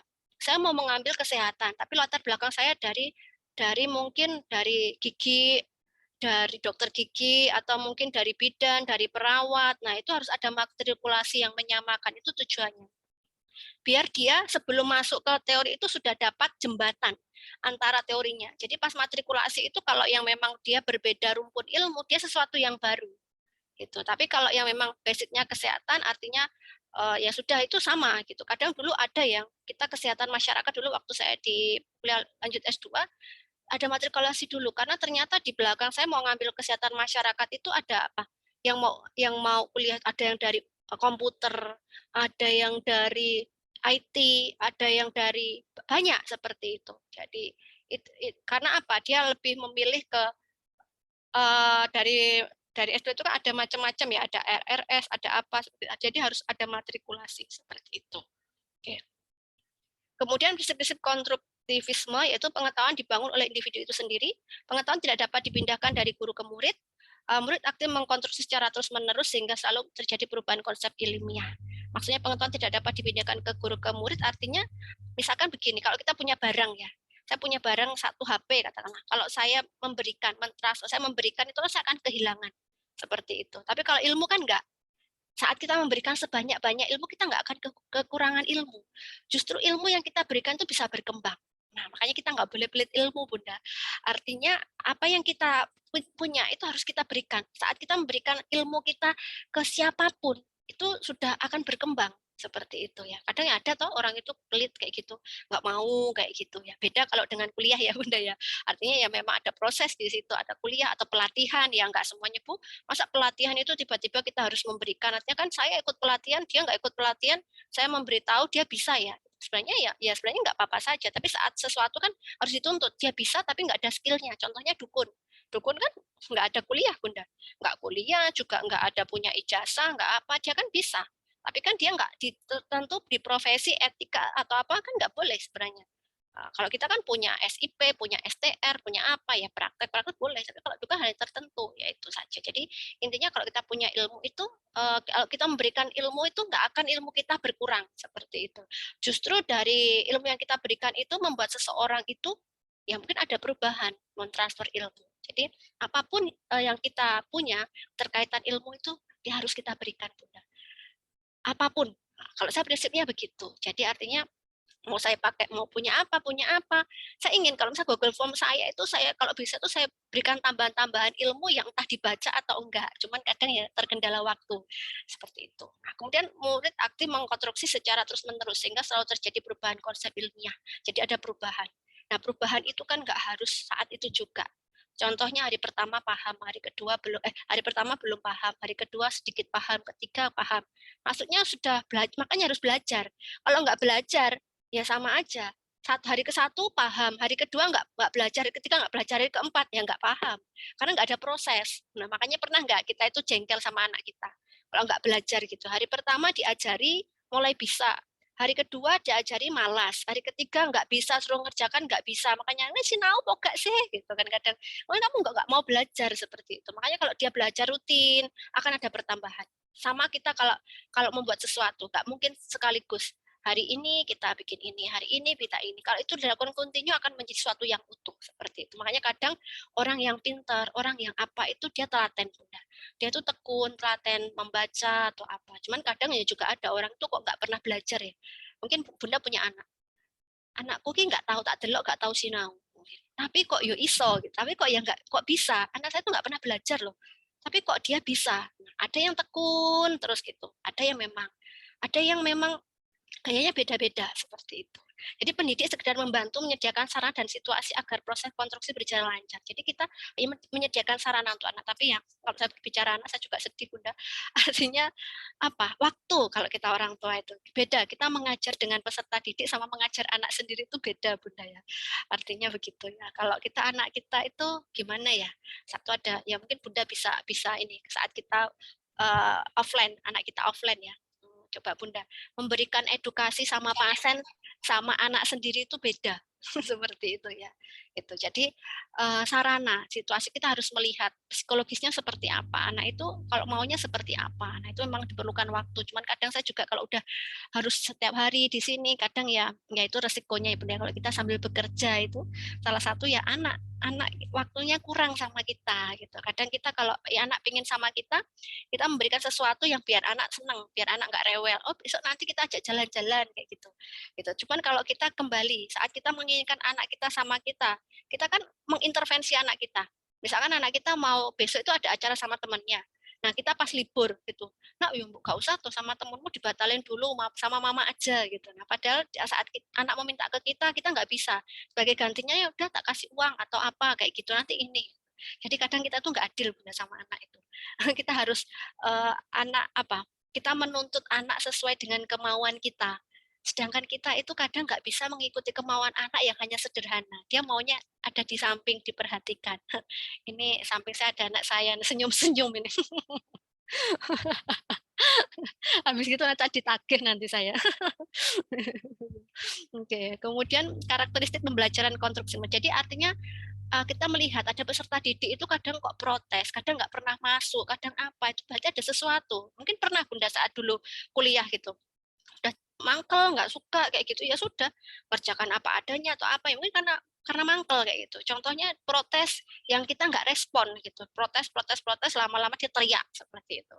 gitu. Jadi kita harus bisa memahami peserta didik, karakteristik didik kita. Tapi kalau dari Zoom ini ya susah, Bunda. Gimana mempelajarinya yang nggak tatap muka, nggak apa, seperti itu. Kemudian karakteristik pembelajaran konstruksi menurut Dever and Bell. Siswa tidak dipandang sebagai sesuatu yang pasif, melainkan memiliki tujuan. Jadi Bunda tujuannya pasti ada, punya tujuan ya artinya. Tujuannya kalau Bunda kuliah kan pastinya satu sebenarnya ijazah ya, Bunda ya. Dua lulus seperti itu. Nah, saat ini tujuannya apa? Tujuannya ya seperti tadi, memahami materi yang hari ini.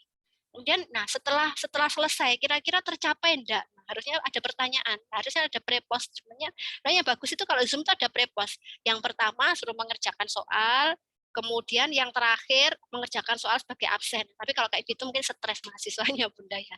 Artinya takutnya nanti yang tes itu nanti nggak ada. Sebenarnya bisa ketahuan, kita fleksibel aja. Belajar mempertimbangkan seoptimal mungkin proses keterlibatan mahasiswa, harus terlibat. Makanya tadi saya bertanya, Bunda coba seperti itu. Harus ada bertanya seperti itu. Itu yang dinilai yang bagus. Kalau ada evaluasi itu salah satunya kalau kita untuk sertifikasi dosen, salah satunya indikator yang paling besar itu saat kita mengajar. Jika ada mahasiswa yang bertanya atau ada diskusi, itu poinnya besar. Makanya kadang ada tuh kalau kita misalkan memberikan apresiasi, nanti yang mau bertanya dapat hadiah kayak gitu. Nah, harusnya begitu. Kalau zaman almarhum Pak Sadu dulu gitu, ayo nanti kalau misalkan yang mau bertanya dapat ayo semuanya tanya Bunda nanti di akhir sesi dari absen 1 sampai B nanti tanya semua gitu ya. Yang bertanya dapat A, pasti Bunda pasti akan bertanya. Itu namanya stimulus tadi. Coba kalau nggak ada kayak gitu ya sudah, ya paling nggak ada yang tanya, sudah paham, paham, apalagi sudah di akhir, apalagi yang kuliah dari pagi sampai sore, sudah mungkin yang awal-awal pesertanya hanya sedikit, nanti siang-siang ada, yang terakhir mungkin ghosting seperti itu. Karena sambil kadang pernah dari awal gitu yang buka open kan kelihatan ya di awal itu masih di kantor gitu. Kemudian saya memberikan materi yang ayo foto bersama. Saya dia foto bersama sampai apa? Udah di rumah. Ada pakai daster, udah apa. Nah, itu kan bisa Zoom. Tapi kalau nggak pakai Zoom ya nggak bisa. Dari pagi sampai sore ya Bunda di kelas. Kita sama-sama di kelas gitu ya. Bunda di kelas, saya di kelas. Tapi kalau pakai Zoom, ya saya di depan laptop. Bunda bisa kemana-mana gitu. Dari masih di kantor sampai mungkin di rumah sampai mungkin sudah tidur seperti itu ya.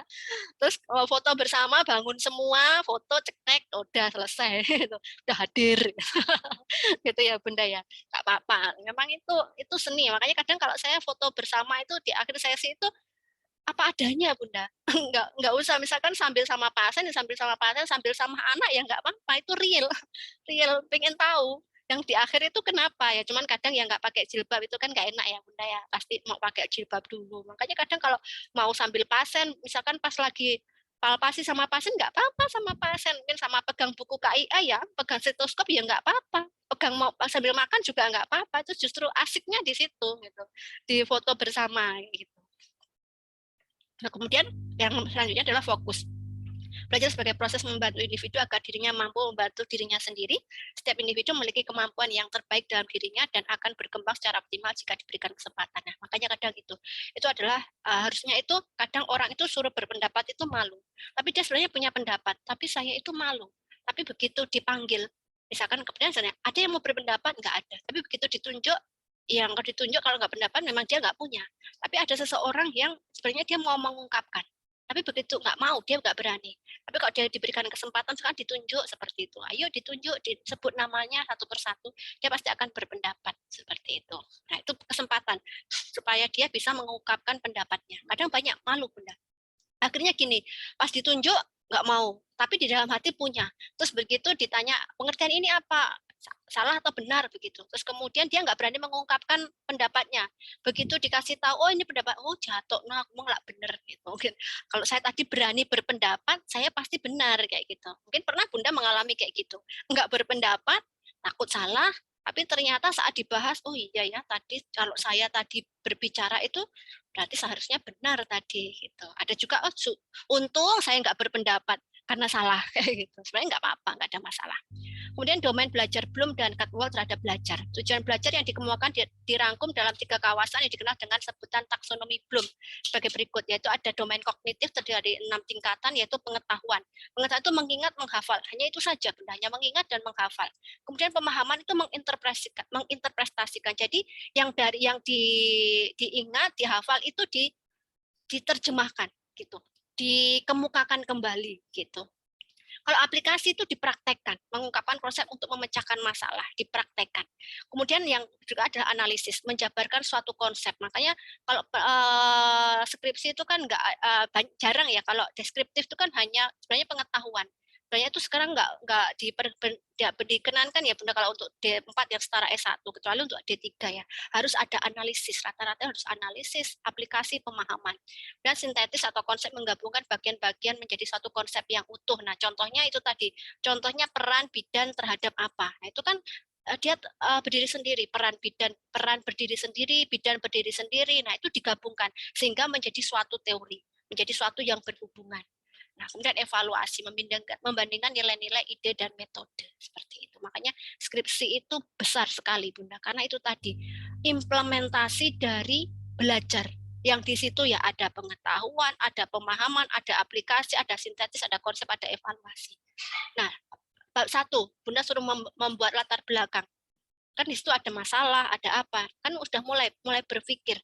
Tidak hanya beda kalau kita makalah itu kan kita hanya bola aja mungkin kopas dikirimkan tapi kalau sudah skripsi, nah itu menyangkut semuanya, ada pemahaman, ada aplikasi, ada sintetis, ada evaluasi. Makanya kadang posisi skripsi itu berat Bu gitu. Ya itu tadi karena memang kita harus benar-benar memahami gitu, nggak hanya pengetahuan saja, ada aplikasi, kita mengaplikasikan seperti itu. Oke. Kemudian domain psikomotor dari 5 tingkatannya itu peniruan. Jadi menirukan, ya menirukan hanya gerak apapun. Menggunakan konsep untuk melakukan gerak, ya, seperti itu. Karena psikomotor itu kan pakai keterampilan ya Bunda ya, ketepatan ya, melakukan gerak dengan benar, perangkaian melakukan beberapa gerakan sekaligus dengan benar, naturalisasi melakukan gerakan secara wajar. Seperti itu. Sebenarnya ini bahasa-bahasa teori kadang kita agak bingung ya Bunda. Ini kalau sudah diaplikasikan itu masuknya yang mana tahu seperti itu. Oke. Kemudian domain afektif, itu ada pengenalan, ingin menerima sadar akan adanya sesuatu, merespon, aktif berpartisipasi, penghargaan, menerima nilai-nilai setia kepada nilai-nilai tertentu, pengorganisasian, menghubung-hubungkan nilai yang dipercayai, pengalaman menjadikan nilai-nilai sebagai bagian dari pola hidupnya. Dan tipe belajar dalam promosi kesehatan ya ini langsung masuk ya karena kita adalah edukasi ya, edukasi di sini adalah memberikan ya pengetahuan kepada masyarakat terutama tentang kesehatan ya mempromosikan yang di dalamnya berisi edukasi situasi yang diwajibkan suatu proses belajar yang hasilnya benar-benar dikehendaki atau diwajibkan dipaksa tatkala terdapat situasi di mana suatu perubahan perilaku tindakan tertentu benar-benar dibutuhkan oleh individu sekelompok individu. Contohnya adalah pengabdian masyarakat. Bunda kan setiap hari hampir setiap hari ini Bunda melakukan promokes edukasi sama sama pasien pasien apapun pasti Bunda memberikan edukasi. Nggak mungkin tidak memberikan edukasi. Pasti di akhir memberikan edukasi. Mungkin nggak pernah tuh Bunda misalkan ada pasien tanpa edukasi, Bunda hanya periksa, pulang ya sudah gitu kan nggak mungkin. Pasti Bunda kasih pesan, Bu harus ini, harus ini, harus ini. Nah, itu sudah merupakan tapi kalau hanya langsung dua itu namanya kan konseling seperti itu. Tipe belajar ini biasanya dilakukan petugas kesehatan jika menemukan situasi gawat darurat seperti gempa, gunung. Ya ini memang harusnya, tapi sebenarnya nggak harus situasi gawat ya. Tapi ya tiap hari kita melakukan promosi kesehatan, ya, edukasi. Ya kita sendiri tiap hari melakukan edukasi pada anak kita, tiap hari juga edukasi. Pada diri kita sendiri kita juga edukasi, seperti itu, melakukan sesuatu, belajar. Kemudian recommended program, situasi yang membolehkan untuk memilih tanpa ada paksaan dan bertujuan untuk memberikan informasi, menyadarkan, menasihati orang, dan mendorong masyarakat untuk melakukan penilaian diri sendiri terhadap kegunaan dari program disarankannya. Contohnya banyak ya, contoh-contohnya ya kita menasihati, menyadarkan masyarakat, nah seperti itu. Ya, cuman ini saat kita ada pandemi itu ya luar biasa ya, menyadarkan masyarakat mulai dari prokes itu aja susah ya, seperti itu. Tapi kalau sekarang kan ya masyarakat ya sudah banyak yang paham ya sudah nggak disuruh pakai masker ya pakai masker, nggak suruh kalau cuci tangan ya cuci tangan, dan sanitizer ya itu tadi. Sekarang kan menjadi dari yang tidak dilakukan ada peraturan, ada edukasi seperti ini, akhirnya kan sekarang menjadi kebiasaan. Kalau sekarang orang keluar nggak, kita aja Bunda ya, kalau keluar nggak pakai masker itu kan kayak nggak enak ya, ada sesuatu ya, pasti kita balik ambil masker. Kalau dulu kan nggak pakai masker nggak apa-apa, itu sudah menjadi kebiasaan. Itu mungkin sampai nanti gitu ya. Terus kalau nggak bawa hand sanitizer atau apa, Kak, dulu kalau mau makan itu nggak pakai hand sanitizer dulu, mungkin kalau misalkan saya sering memberikan tip, kalau mau makan gorengan atau apa, saya selalu memilih yang bagian bawah. Karena apa yang atas itu menurut saya, itu kena debu. Ya nggak tahu ya, atau ke debu atau orang berbicara, itu saya selalu memilih yang bawah. setelah bawah itu kalau misalkan nggak dulu nggak bawa hand sanitizer, nggak apa, nggak akan asal comot. Biasanya yang ujung itu saya nggak makan, saya buang gitu. Terus sedotan seperti itu biasanya kalau saya mau minum itu saya celupkan dulu, kemudian saya tutup, saya balik, saya buang yang di dalam sedotan karena kadang kita teropong itu kotor. Sampai segitunya dulu Bunda. Ya nggak tahu ya, terbiasaan aja sampai sekarang. Tapi kalau sekarang kan ada hand sanitizer, ada apa ya, ya sudah, bahkan kita menjaga. Kalau nggak penting kita nggak kemana, nggak mau makan di luar atau apa. Jadi dulu hal-hal yang, tapi kadang katanya orang yang kalau terlalu ini malah gampang sakit katanya. Kalau orang yang terlalu kikri apa-apa ini kok kayaknya kok malah, ya mungkin ya karena ini tubuhnya nggak adaptasi, dia akhirnya nggak peka ya seperti itu ya. Karena dulu pernah orang kikrik kok gampang sakit kayak gitu ya, nggak kebal gitu ya. Padahal anak kecil tuh makan nggak dicuci tangan, nggak apa yo, nggak apa ya, sebenarnya itu ya nggak, kalau secara teori ya nggak dibenarkan ya, karena sakit kan bukan saat kita makan terus kita sakit, kecuali memang makanan itu nggak layak. Kadang kan sakit itu nanti dia berakumulasi. Contohnya penyakit jantung itu kan nggak sekarang kita makan gorengan terus tiba-tiba misalkan kita sakit jantung, kan nggak, akumulasi dari perilaku yang negatif seperti itu. Terima kasih. Saya tadi semangat lagi masih mau ternyata thank you gitu. Nggak terasa gitu ya. Gitu ya Bunda ya. Itu adalah pertemuan kedua. Ini sekarang 9.35. Ada. Bunda nanti sesuai jadwal tesnya kapan? Tesnya. UAS-nya kapan?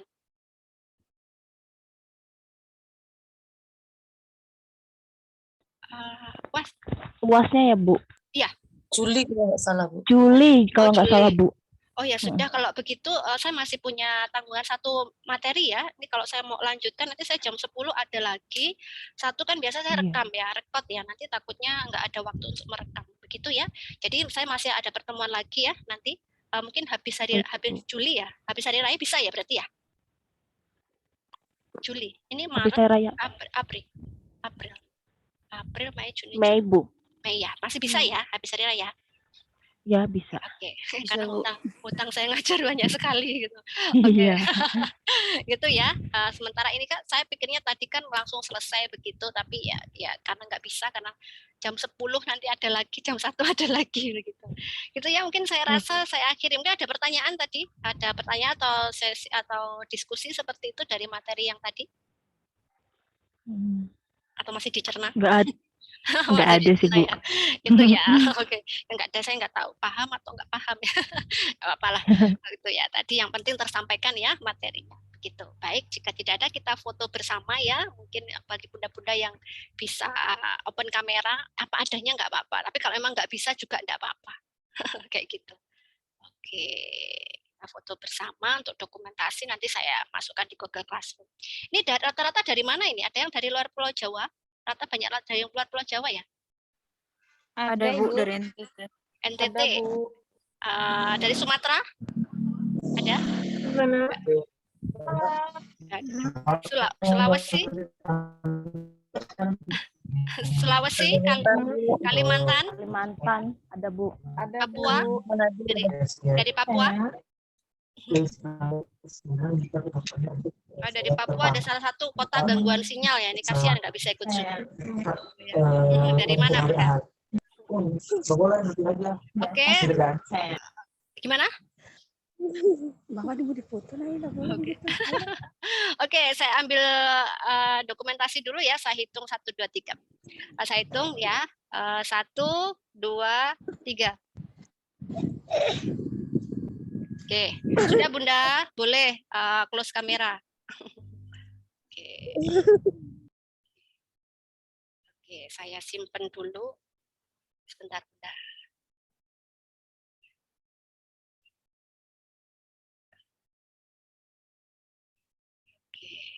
Oke, saya akhiri untuk pertemuan kali ini. Kita ketemu nanti ya. Sebelumnya mungkin menjelang hari raya, saya ucapkan yang berpuasa selamat berpuasa sampai selamat berbuka. Selamat berpuasa, menjalankan ibadah puasa. Dan nanti bagi yang merayakan, selamat merayakan hari raya Idul Fitri. Mohon maaf lahir dan batin ya. Memang sebenarnya belum ya, tapi karena kita nanti kan ketemunya ini di apa namanya, habis lebaran gitu ya. Jadi menyampaikan terlebih dahulu gitu ya. Oke, baik. Terima kasih. Akhiri selamat siang. Wassalamualaikum warahmatullahi wabarakatuh. Waalaikumsalam. Selamat siang Ibu. Terima kasih Bu. Sama-sama. Izin ya. Terima kasih, Bu. Sama-sama.